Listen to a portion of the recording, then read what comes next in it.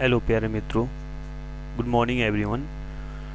तो जैसे कि मैं आपको बता दूं कि बाल विकास के सेकेंड प्रैक्टिस सेट पर हम लोग उपस्थित हैं और सेकेंड प्रैक्टिस सेट में वो सारी चीज़ें मैं आपको बताऊंगा जो आप प्रैक्टिस करने के लिए तमाम यूट्यूब चैनल और अपने बुक को हमेशा आप इस्तेमाल करते हैं।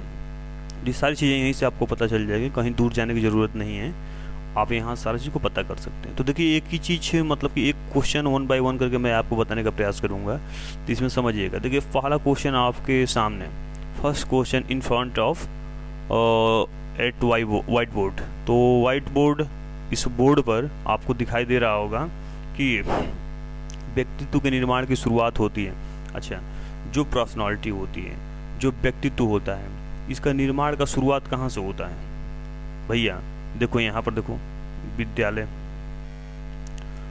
में तो बाद में होता है, समाज में भी बाद में होता है, भीड़ में भी बाद में होता है, लेकिन सबसे पहले अपने व्यक्तित्व का जो निर्माण होता है, अपने पर्सनालिटी का जो निर्माण होता है, वो कहाँ से होता है? परिवार से। क्योंकि परिवार के लोगों से ही देख करके हमको बहुत चीज़ें सीखने को मिलती है। तो यहाँ पर फर्स्ट आपका क्वेश्चन ये होगा और ये सब क्या होंगे? रॉन्ग हो जाएंगे। क्यों भाई? ठीक है, तो इसमें पहला आपका क्वेश्चन हो जाएगा परिवार। ठीक है, अब हम लोग बात करते हैं सेकेंड क्वेश्चन की। ठीक है, अब सेकेंड क्वेश्चन देखिए, अब सेकेंड क्वेश्चन में अगर आप चलते हैं तो इसमें बताया गया है कि किशोरावस्था की ऐसी आदत जिसमें खुद को भूखे रहने की प्रवृत्ति होती है। खुद को, अपने आप की बात कर रहा है, खुद को भूखे रहने की प्रवृत्ति होती है तथा यह ज़्यादा बालिकाओं में पाई जाती है। ऐसी अवस्था को क्या कहा जाता है? देखिए, तो ऐसी अवस्था को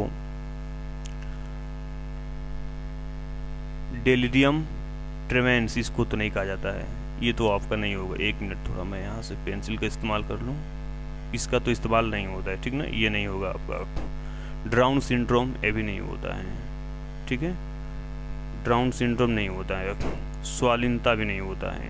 तो जब यहाँ पर 3 ऑप्शन इनकरेक्ट जा रहे हैं तो कहीं ना कहीं जो हमारा पहला सेकंड का पहला ऑप्शन है वो क्या है? आपका करेक्ट है। तो इसमें क्या होती है, उस अवस्था को क्या कहा जाता है भाई? तो एनोरेक्सिया नर्वोसा, देखो यहाँ पर लिखा गया है और आप यहाँ पर सही कर लेंगे। ये प्रैक्टिस सेट के तौर पर बहुत काम करेगा, आपका बहुत हेल्प करेगा। तो इसको देखते हुए चलिए आप थर्ड क्वेश्चन की हम लोग बात करते हैं। देखिए, थर्ड क्वेश्चन में आप देख रहे होंगे कि इसमें दिया है कि 2 बच्चे एक ही महीने में पैदा हुए हैं। बहुत इंपॉर्टेंट क्वेश्चंस। 2 बच्चे एक ही वर्ष के एक ही महीने में पैदा हुए हैं, उनमें कौन सी समानता होनी आवश्यक है? कौन सी समानता होगी इसमें? मानसिक आयु की, बुद्धिलब्धि की, वास्तविक आयु की, परिपक्वता की मात्रा की? अब बताओ भाई, ये थर्ड क्वेश्चन का बताओ ऑप्शन कौन सा होगा? देखिए, जब एक ही बच्ची एक ही महीने और एक ही वर्ष और एक ही महीने में जन्म लेते हैं तो उसमें कौन सी होगी? तो सबसे पहले देखो, मानसिक आयु तो हो नहीं सकता है, ये तो हमारा इनकरेक्ट होगा। ठीक है, अच्छा, बुद्धिलब्धि, इसका भी कोई ज़्यादा डिफरेंस नहीं पड़ता है। अच्छा, परिपक्वता की मात्रा, ये भी ज़्यादा इसका डिफरेंस नहीं पड़ता है। पर परिपक्व तो भाई दोनों ही होंगे, सीधी सी बात है। तो इसमें 2 बच्चे एक ही वर्ष के एक ही महीने में पैदा हुए, उनमें कौन सी समानता होनी आवश्यक है? तो किसकी होनी चाहिए? वास्तविक आयु की। किसकी? वास्तविक आयु की। तो ये आपका यहाँ पर करेक्ट होता है, बाकी क्या होते हैं? इनकरेक्ट होते हैं। ठीक है, थर्ड क्वेश्चन में आप समझ गए। अब बात करते हैं फोर्थ क्वेश्चन की। अब देखो, सबसे बढ़िया क्वेश्चन, ओइडिपस कॉम्प्लेक्स किसे कहते हैं? सबसे इंपॉर्टेंट क्वेश्चन, ओइडिपस कॉम्प्लेक्स किसे कहते हैं? ठीक ना, अब देखो बताओ, ओइडिपस, ये फोर्थ क्वेश्चन है ना, हाँ ये फोर्थ क्वेश्चन है, ओइडिपस कॉम्प्लेक्स किसे कहते हैं? तो ओइडिपस कॉम्प्लेक्स जहाँ रहता है वहाँ पर मात्र विरोधी भावना की ग्रंथि नहीं पैदा होती। ये सबसे इंपॉर्टेंट चीज़ है, ध्यान रखिएगा, ये आपका नहीं होता है। अच्छा, तो जब ये नहीं होता है तो ये तो हमारा ऐसे ही खत्म हो गया। अच्छा, मातृ और पितृ विरोधी भावना ग्रंथि नहीं होती, नहीं, ये वाला है ऊपर वाला ओइडिपस कॉम्प्लेक्स। तो ये मातृ और पितृ दोनों की मतलब कि जो विरोधी भावना ग्रंथि, ये भी नहीं होगा। अच्छा, तब इसमें होगा कौन सा? तो ओइडिपस कॉम्प्लेक्स किसे कहते हैं, तो ये होगा पित्त विरोधी भावना ग्रंथि को ही कहते हैं। बात समझ में आई? ठीक है, आगे जस्ट बात करते हैं। 4 क्वेश्चन था, 5 पर चलते हैं हम लोग। 5 क्वेश्चन है। 5 को बाल अवस्था में शिक्षक का क्या स्वरूप होना चाहिए? हाँ नहीं, ये 5 क्वेश्चन है आपका। बाल अवस्था में सामान्यतः बालक का व्यक्तित्व कैसा होना चाहिए, ये इंपॉर्टेंट है, देखिएगा 5 क्वेश्चन का। तो बाल अवस्था में सामान्यतः बालक का व्यक्तित्व कैसा होना चाहिए, कैसा होता है? तो देखो भाई, इसमें सबसे पहले हम लोग बात करते हैं तो अंतर्मुखी तो होगा नहीं हमारा, ऐसे ही काम खत्म है। किसका बाल अवस्था में समानता बालक का व्यक्तित्व कैसा होता है, तो अंतर्मुखी तो होगा नहीं। ये बस मैं प्रैक्टिस के तौर पर आपको प्रैक्टिस करा रहा हूँ, बाकी चीज़ें आप पढ़े होंगे तो समझ गए। बस पढ़ने के बाद अगर प्रैक्टिस आप नहीं करते तो कोई मतलब नहीं करता उसका, इसलिए प्रैक्टिस करना बेहद must important. Practice is the very must important और एजुकेशन सिस्टम, तो हमारे एजुकेशन सिस्टम में प्रैक्टिस बहुत इंपॉर्टेंट है। तो ये अंतर्मुखी तो होगा नहीं। व्यक्तिहीन, ये कहाँ से आ गया भाई? व्यक्तिहीन तो होने, ये तो ऐसे नहीं होगा, incorrect, this is incorrect options. अब देखो, जब अंतर्मुखी नहीं होगा तो उभयमुखी भी नहीं होगा। ये उभय तो भाई बाहर चला जाता है, तो ये भी नहीं होगा हमारा, ठीक है। अब बाल अवस्था में सामान्यतः बालक का व्यक्तित्व कैसा होता है, तो बहिर्मुखी होता है। ये इंपॉर्टेंट है, आप पढ़े भी होंगे, आप रिवीजन भी किए होंगे, देखे होंगे, तो आपको ये बातें समझ में आ रही होंगी, ठीक है। तो अब देखो सबसे इंपॉर्टेंट बताओ, 6 क्वेश्चन। ईगो सुपर ईगो की अवधारणा के जन्मदाता कौन है? इंपॉर्टेंट, सबसे important, this question is very most important in psychology और सीडीपी। मतलब सीडीपी में सबसे इंपॉर्टेंट क्वेश्चन है कि ईगो और सुपर ईगो की अवधारणा के जन्मदाता कौन है। अच्छा, तो ये बताओ, ये कोहलर तो हमारे नहीं होंगे, कोहलर साहब नहीं होंगे, हाल मौदो नहीं होंगे, थॉर्नडाइक जी नहीं होंगे, तो कौन होंगे भाई? बताओ। इसमें देखो, ईगो सुपर ईगो की अवधारणा के जन्मदाता कौन है भाई? तो इसमें एक ही ऑप्शन बच जाता है, तो वो ऑप्शन कौन सा हो गया? फ्राइड का। अब देखिए, मैं इस चैनल के माध्यम से, इस वीडियो के माध्यम से, इस बोर्ड के माध्यम से हिंदी, इंग्लिश, साइकोलॉजी, सीडीपी, वही साइकोलॉजी सीडीपी, मैथ्स, जीएस, अब जीएस में जितने पोर्शन है सारा चीज़ कवर कराऊंगा बेहद फ्री में। 1 रुपये किसी से नहीं ली जाएगी, एकदम फ्री, बिल्कुल फ्री। और यहाँ पर जितने नोट्स उपलब्ध हैं सारी चीज़ों को मैं आपको टच कराऊंगा। अगर किसी को नोट्स की आवश्यकता होगी तो मुझसे ज़रूर संपर्क कर लीजिएगा। और ये मेरा नंबर है, ये देखिए 9795200376, ये मेरा नंबर है, इस पर आप संपर्क कर लीजिएगा, ठीक है।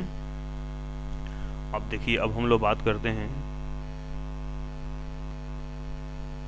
रुक जाओ बाबू 1 मिनट, थोड़ा सा रुक जाओ, ठीक है। तो कौन से होंगे? फ्राइड महोदय हो जाएंगे, तो ये आपका ऑप्शन सही हो जाएगा 6 वाला। अब हम बात करते हैं 7 क्वेश्चन की। चिन्ह अधिगम का सिद्धांत किसने दिया? ये भी बहुत रटा रटाया हुआ चीज़ है, इसको पढ़े हुए होंगे आप बीएड बीटीसी में, तो इसमें ये चीज़ें आपको मिलेंगे। चिन्ह अधिगम का सिद्धांत, इनके 7 क्वेश्चन। चिन्ह अधिगम का सिद्धांत किसने दिया है? तो हाल महोदय नहीं दिए हैं, रास महोदय नहीं दिए हैं।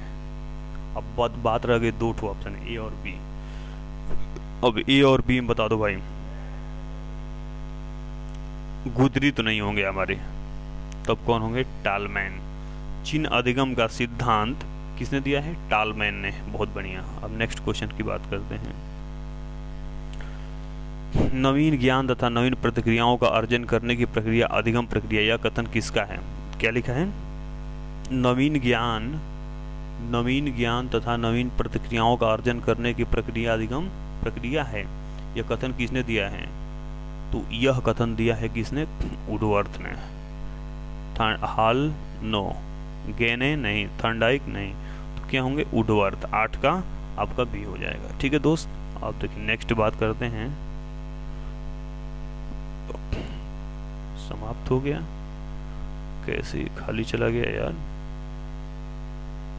इसमें तो फिलअप ही नहीं हुआ है क्वेश्चन। अच्छा, 9वां क्वेश्चन है, विशिष्ट बालक से तात्पर्य। अब भाई देखो, यहाँ पर जो विशिष्ट बालक होता है ना, उसके अंदर सारे लक्षण, सारे गुण पाए जाते हैं।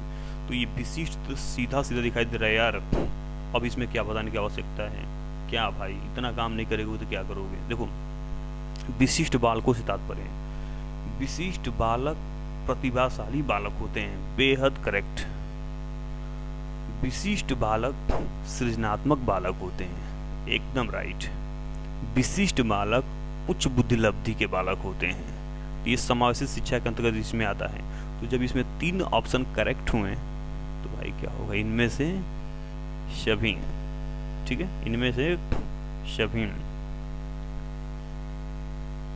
इनमें से सभी, इनमें से सभी, ठीक है, आप समझ गए होंगे। विशिष्ट बालकों से तात्पर्य इनमें से सभी, ये प्रतिभाशाली हो सकता है, सृजनात्मक बालक भी है, उच्च बुद्धिलब्धि, सारे क्वालिटीज के अंदर पाई जाती हैं। ठीक है, नेक्स्ट की बात करते हैं, देखते हैं कौन सा क्वेश्चन नेक्स्ट में।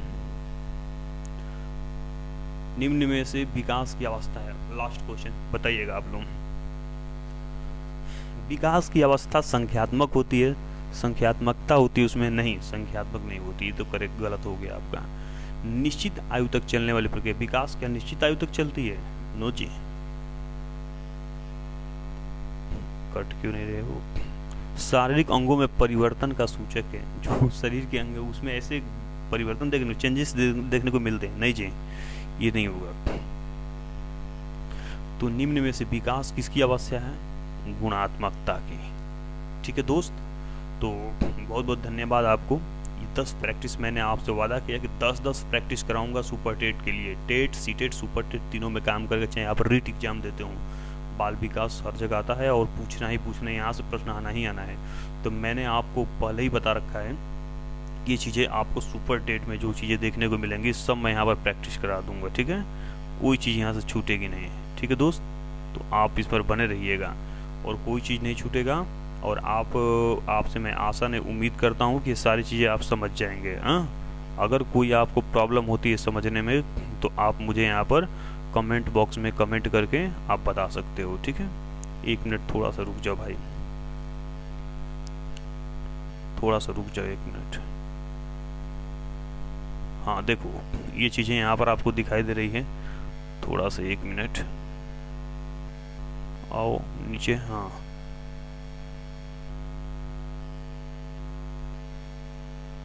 ये चीज़ देखिए, मैं ज्ञान मुद्रा पब्लिकेशन हाउस दिल्ली प्रयागराज, मैंने यहाँ प्रयागराज से मैं जो यहाँ पर 6वां भाग लिखा हुआ है, यहाँ देख सकते हो, ये 6वां भाग लिखा हुआ है। ठीक है, यहाँ पर 6 पार्ट्स इसका लिखा हुआ है और 6 पार्ट्स पर आप हैं और ये सारी चीज़ें आपको देखने को मिलेगी। ठीक है दोस्त, तो कुछ नहीं छूटेगा, कुछ छूटने वाला नहीं है।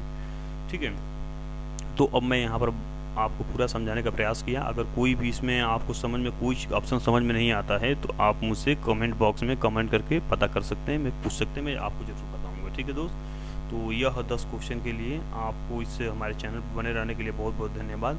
और अगर आप इसको देख रहे हैं तो कहीं ना कहीं आप बेटर एजुकेशन प्राप्त करना चाहते हैं, प्रैक्टिस अच्छा करना चाहते हैं, तो हमारे चैनल को जरूर सब्सक्राइब कर दें, एक लाइक कर दें और एक कमेंट कर दें और दूसरे के पास शेयर करते हैं तो और थोड़ा सा मोटिवेशन मेरा बढ़ेगा, तो थोड़ा मैं आपके लिए और काम करूंगा शिक्षा जगत में, ताकि सभी को फायदा हो।